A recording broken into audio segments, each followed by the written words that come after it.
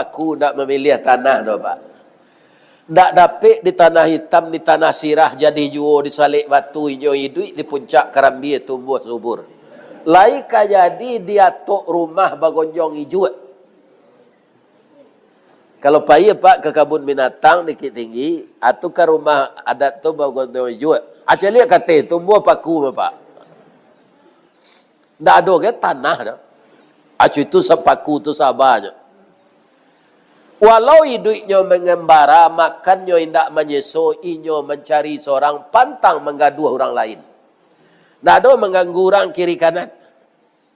Ya kan? Kok dicaliak gagah jo gigihnya. Ya kan? Pagi tadi kanai sabi, tengah hari dempok kayu, malam beko dinjak kabau. Ya kan? Tapi bapantangnya mati.